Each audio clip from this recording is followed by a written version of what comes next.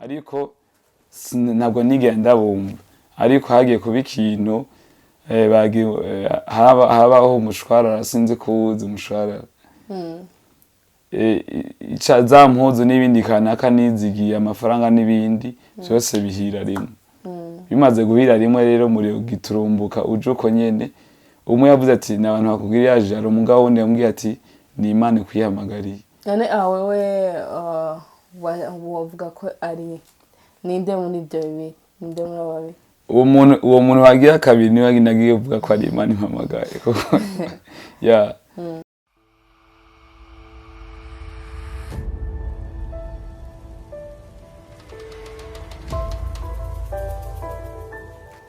Shalom bakunze ijambo ry'agakiza TV reka nzire ko mumeze neza bwake canke mwiriwe bivaye namwe ko mwadukurikirana mwerereye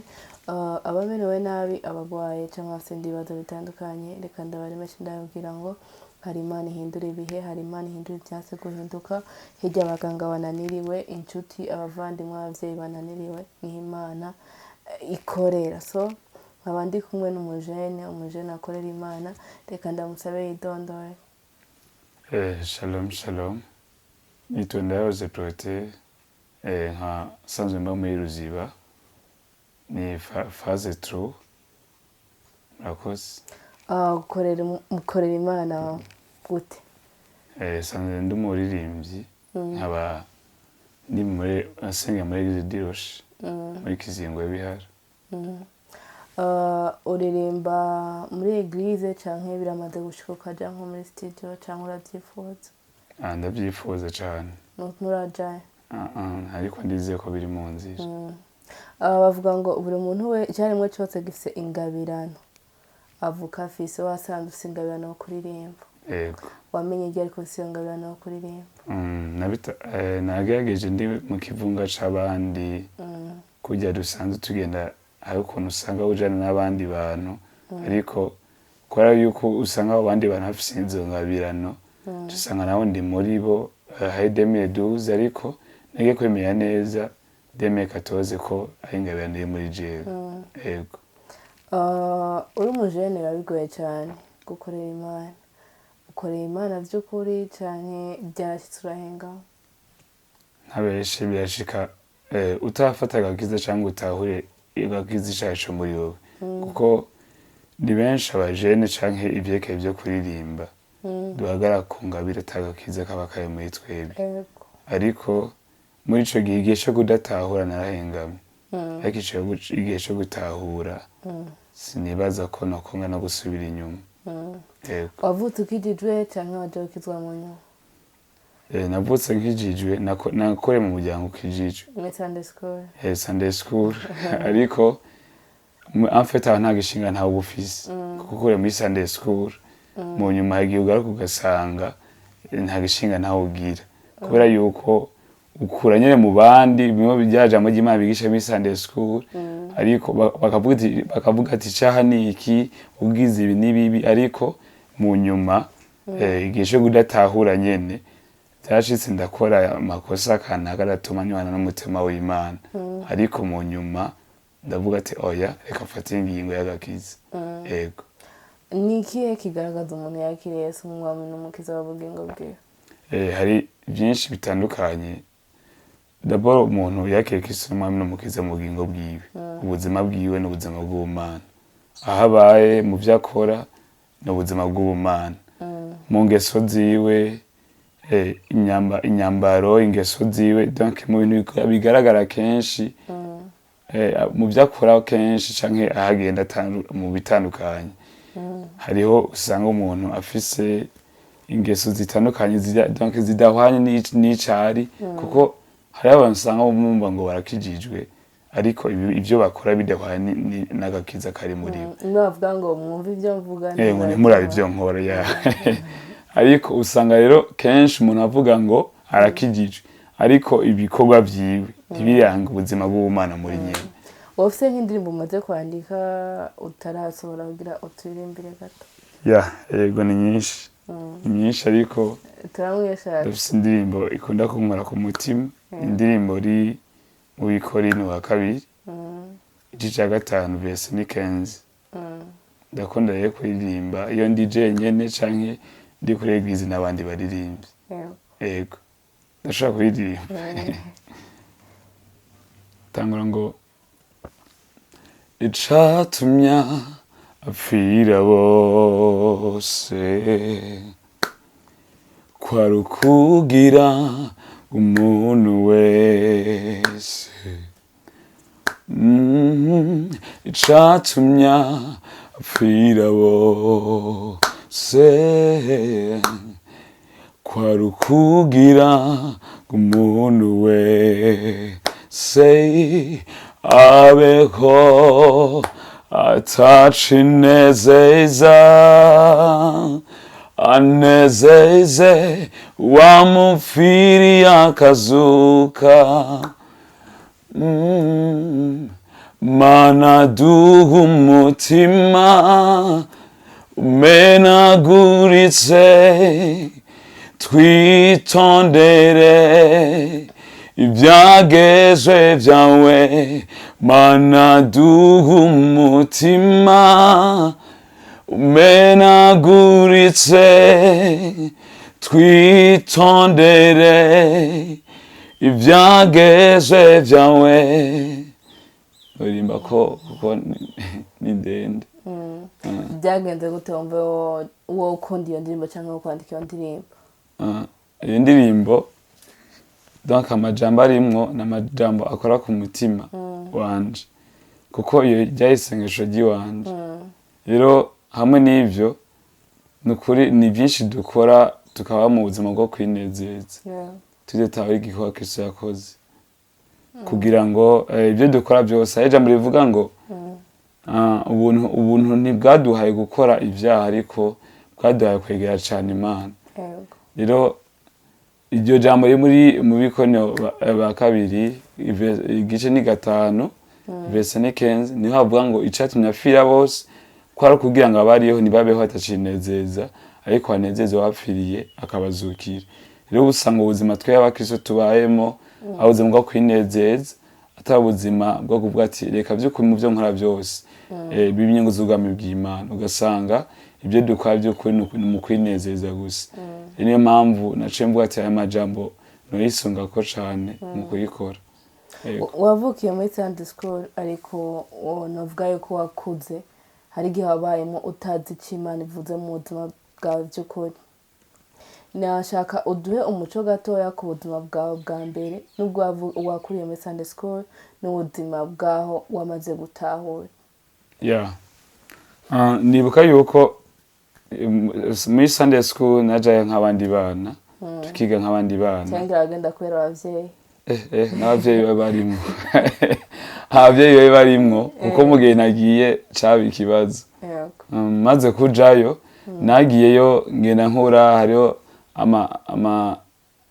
amakohari y'abana usanga muri Sunday school ndakura ndaho mu batere navuza battery ijya ngoma y'ikizungu kandi ivuga kuno rero nagize ndavuza ingoma ndabikuriramo ibyo mu ngabire ariko mu ngabire hama ndakura ndaja rero muri kiriti nk'abandi kiti y'abantu rero usanga bazi ico baje gukora reka ndavuge kuno hama ndagira ndaja no mu batere kandi navuze muri aho nasenga muri EAC donc mvuka mu Rumonge nako niyo nakorera hama imaze kumera uko ndaho muri ubwo buzima ariko hari igihe cabaye ngenda ndaja kure rero n'ingabire kuko barambwiye ati none ko hageze evenema kanaka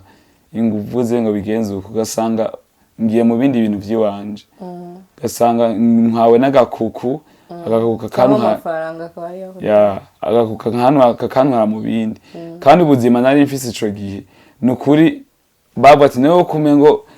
ufise ingabire kandi by'ukuri urabona mugabe by'ikurakora nta nubwo uri kurayikoresha nkavuga oya nzo ndaja kubikora igihe kiyacahari ariko mu nyuma natahuye kuko nibuka hambaye ikintu catumye canegeye Imana cyane niki cyabaye ico gihe narivayanga cyane uvuze kwivanga biragoye gutaha. Reka ndavuge kuno ukwivanga kuwanje ko kwagiye kuraba natangura kujya ubwa ngo sinzi ko ari imyaka sinzi ko cari giye hariho natanga ubwa amavuga ngo nugusirimuka gusirimuka nkaca njya mu bintu by'ubusarisani usanga kuri gize aba evenement nagiye mu biro byo bitazi ibiro sanga nubwo buzima ndiko ndabamwo kare muri eglise bafite security kanaka rero nkumvumengo ubwo buzima ntago buri kubura amahoro mugabo harabagenzi twakona kujana kare bakambwira ati yamara ivyo ruri kuragiramo ntago byukuri bihimana icubahiro ariko ntabwo nigenda bumva ariko hagiye kuba ikintu habaho umushwara sinzi kuwuzi umushwara za mpuzu n'ibindi kanaka nizigiye amafaranga n'ibindi byose bihira rimwe bimaze guhira rimwe rero muri giturumbuka uje uko nyene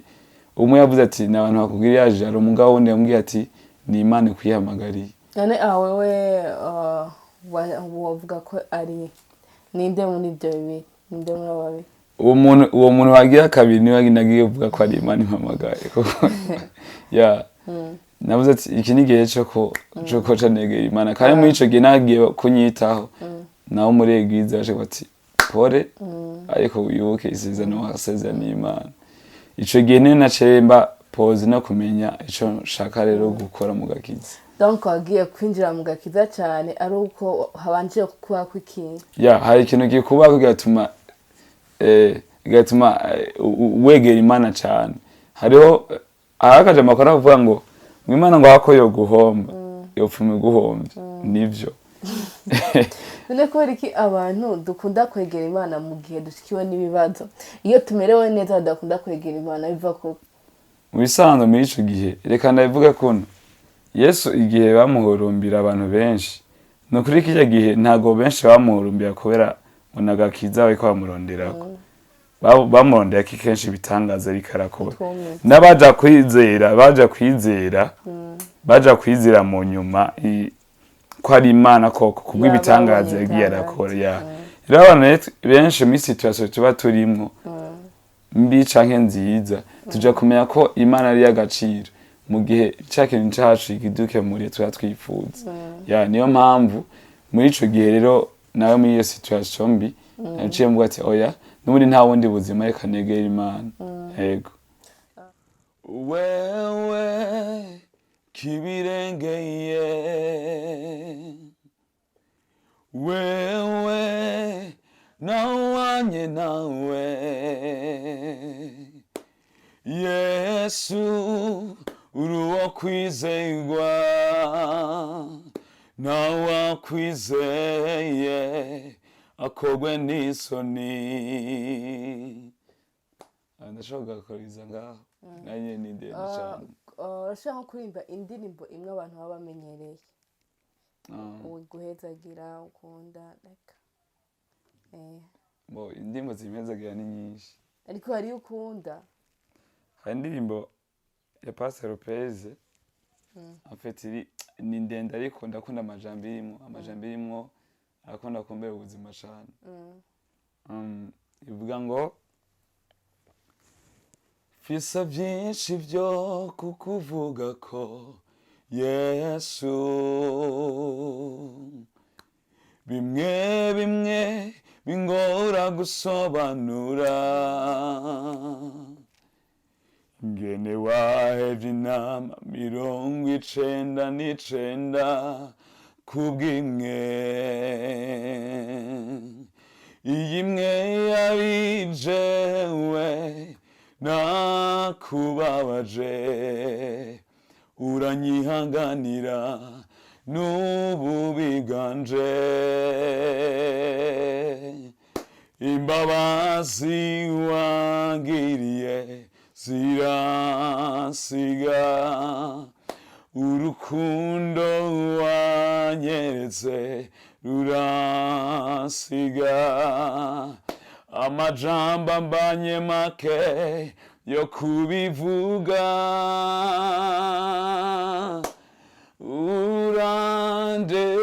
urandegera iyo ndirimbo yanjye usanga ndayikunda. Ni nk'irihe ni nk'izihe mpanuro woha abantu cyangwa ni nk'ikihe kintu woba usaba abaradiye ikiganiro cacu? nagomba mvuga ikintu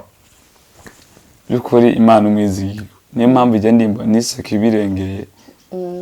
abantu bari muri situation mbi cyane kweri, ariko nzi neza ko Imana ari umwizigirwa. Ni ukuri ijambo Imana iba yavuze ku muntu nubwo ryotewe ritigeze gushika, kandi Imana yarinda umuntu kugira ngo irinde iryo jambo yavuze mu muntu. Niyo mpamvu ntitaye mu buzima nagiye ncamo ko nagiye nkura, nyuma ari hino sana ko urukundo rw'Imana. Rero